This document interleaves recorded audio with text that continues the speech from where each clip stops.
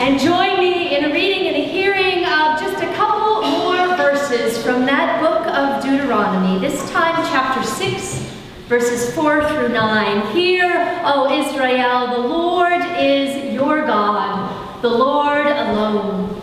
You shall love the Lord your God with all your heart and with all your soul and with all your might. Keep these words that I am commanding you today in your heart.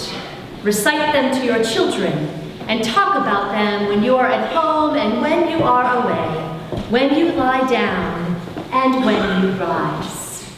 May God add a blessing to the reading and the hearing of this holy word. Will you pray with me?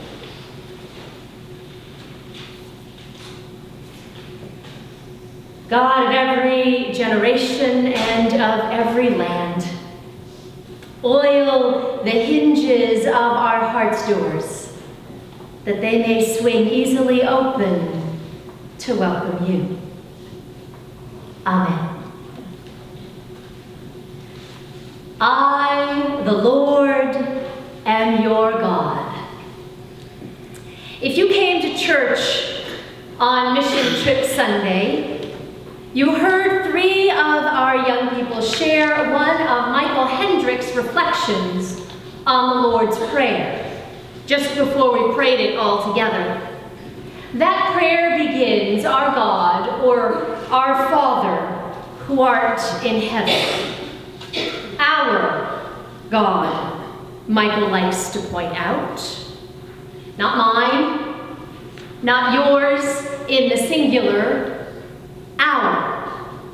Michael, a longtime Saugatuck member, youth leader, worship writer extraordinaire, occasional preacher, has suggested that what matters most about that prayer that Jesus taught us is that one little word at the beginning, a word designed to remind us that we are all in this together. God's community of followers charged with expanding the circle to include more and more people in an ever more expansive hour. This morning, you heard Augustine and Allison read and saw our church school play off of several verses from the book of Deuteronomy, including the lines we now refer to as the Ten Commandments. These are God's law, delivered by Moses to the Israelites to instruct them about how to live in that community. And the Jewish Publication Society's translation of this text begins, I, the Lord, am your God. I'd like to suggest that this line represents the other side of the proverbial coin introduced by Michael, assuming that that coin in question represents our relationship with God. Your God, it says. In this scene, Moses is addressing the offspring of the actual Israelites that fled Egypt.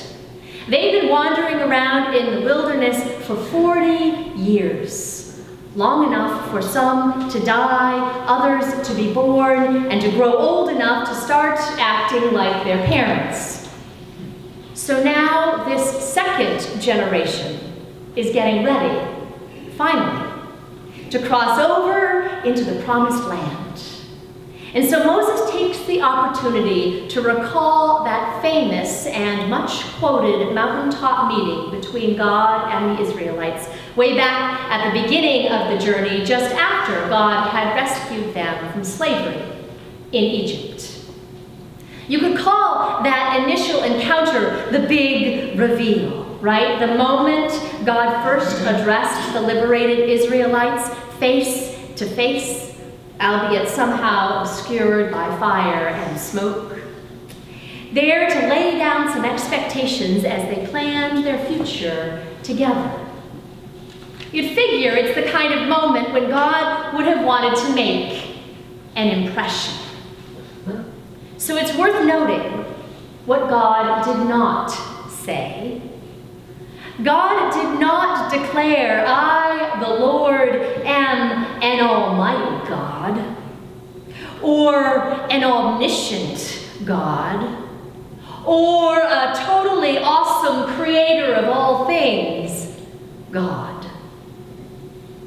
No. The only adjective God used to describe God's self was your. I, the Lord, am your God. Before issuing a single commandment, God set the scene by declaring that God's very identity has something to do with people. Who am I? I am your God. This, friends, is God in relationship. God defined, at least in part, by promises made and actions taken on behalf of the Israelites, and by extension, on our behalf. It's astonishing, really. And it might just help us read those 10 commandments in a different light. Because though it appears that God is laying down the law for the Israelites and for all of us, their descendants in the faith, God is also holding God's self accountable, saying, "Look, I have an admittedly grand vision for you, high hopes, the idea that you could actually become a beloved community. And I realize this won't be easy. So I'm telling you up front, for better or worse, I'm in this with you. I'm not going anywhere." All these generations later, this is still the best possible news.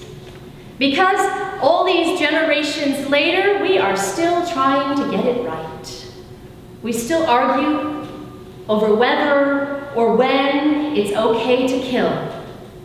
We are embroiled in more armed conflicts around the globe than I can name. Conflicts that not only shatter lives, but also separate countless parents from countless children.